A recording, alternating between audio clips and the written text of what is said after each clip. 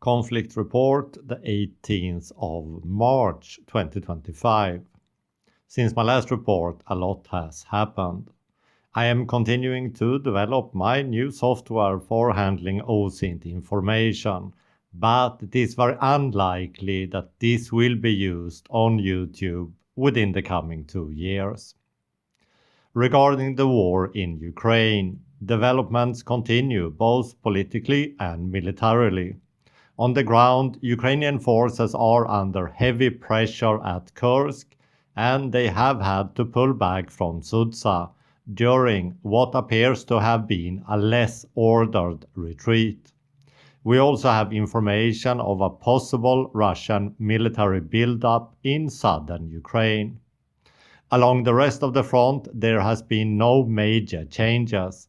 We do have limited Russian gains, which continues.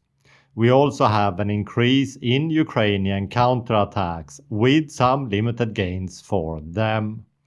In reality, the front line from north of Kharkiv down to Pokrovsk have been more or less unchanged, with only tactical changes. We have ongoing and heavy fighting. The Ukrainian situation remains very difficult, and Russian drone warfare is an ongoing and increasing threat. European countries have announced several new aid packages, but they are in the future, as the material has to be produced first. Sweden will, for example, donate 18 new Archer artillery systems, but the delivery time is very uncertain at this time. Sweden has previously announced the delivery of 2 smaller AWACS similar aircraft, but they have not yet been delivered. The reason is uncertain, but USA might have slowed down or blocked the delivery, as US components are a part of the planes. This is by no means verified. If that is the case, that delay started already during President Biden, and it is unlikely to change under President Trump. On the political scale, US President Trump pulled back all US aid, and that was aid passed during ex-President Biden's term, but not yet delivered. US also halted intelligence sharing with Ukraine and pushed them into agreeing to hold peace talks with Russia. A 30-day ceasefire have been mentioned, but the Russian counterparts have shown less willingness. I have no indications that the Russian President Putin has abandoned his maximalistic goals. US aid has since been restarted, but again, this is no new aid. It is simply aid previously passed but not yet delivered. No new US aid have been announced, and it is unlikely to be announced. It is reported that Trump will have talks with Putin. It is worth remembering that irrespective of the outcome of such talks, it is by no means certain that Ukraine will agree.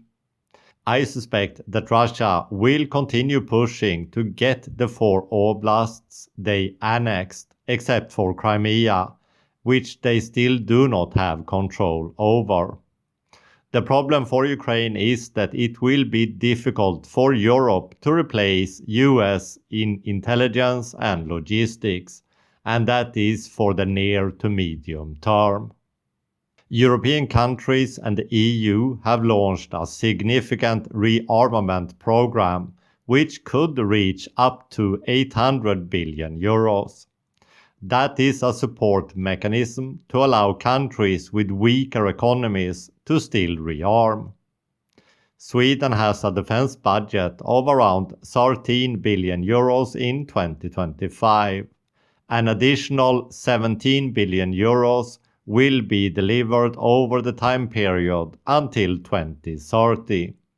Sweden is expected to reach 2.6% of GDP by 2028, Currently, it is expected Sweden will be at 2.4% of GDP in 2025. US President Trump has launched a trade war with several key allies like Canada and the EU. Against Canada, he continues to state the country as the 51st state. He also continues to threaten Greenland, not excluding using force.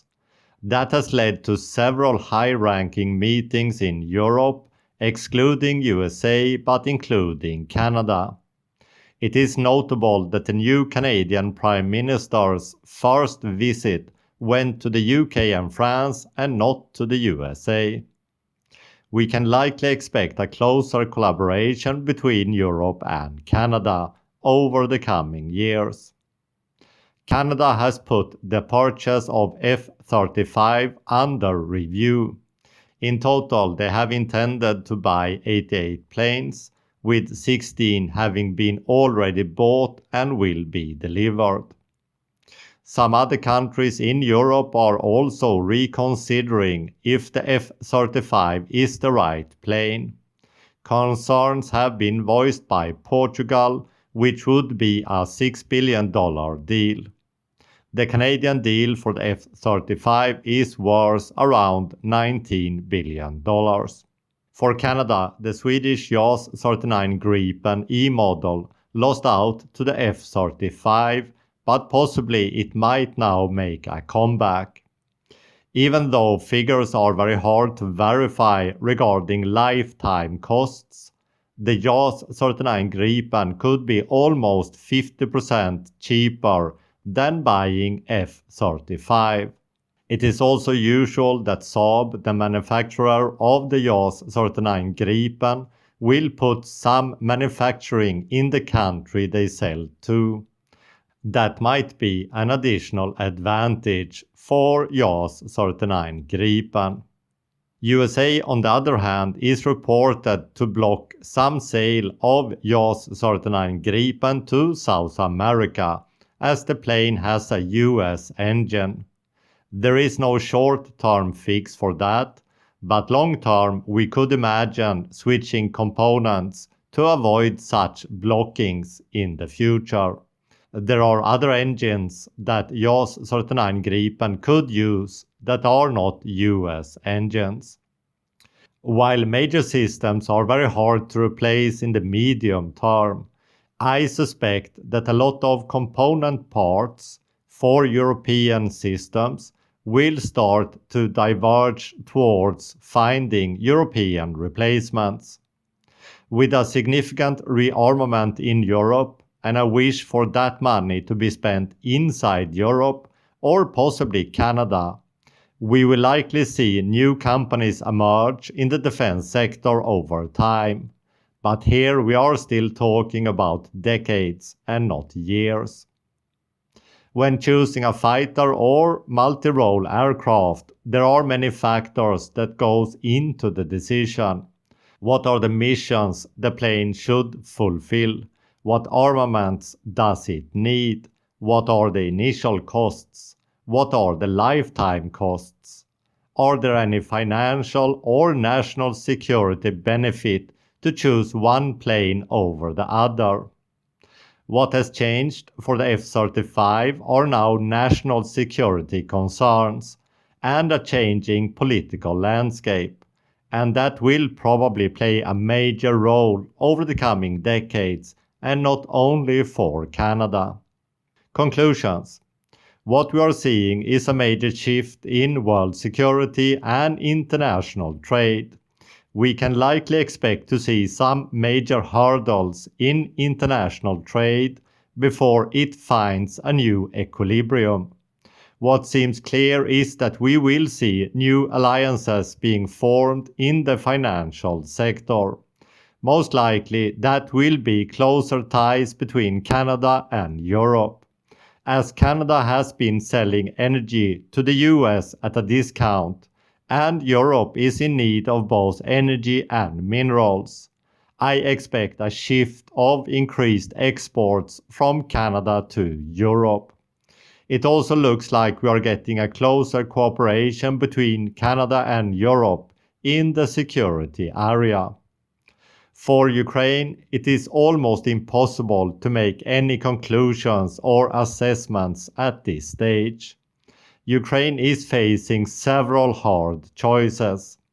Can Ukraine continue to fight, supported only by Europe, Canada, Australia, excluding the US? That is not impossible, but that would in all probability only be a defensive war. Trump continues to seem much closer to Putin than almost anyone else. So what would US security guarantees be worth at this time?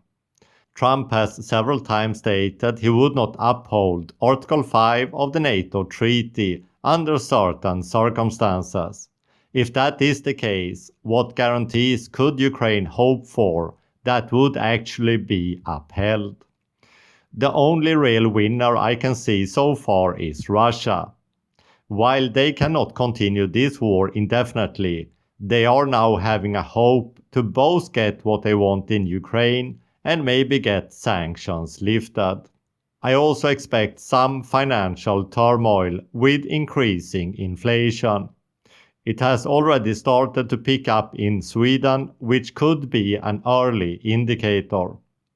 Tariffs will in any case drive up prices, but how much and what impact that will have on inflation is very uncertain at this time. If the trade war continues, which seems likely today, we should expect lower growth in general. Some economists in the US have predicted USA possibly could go into recession, but I think it is a bit too early to say that.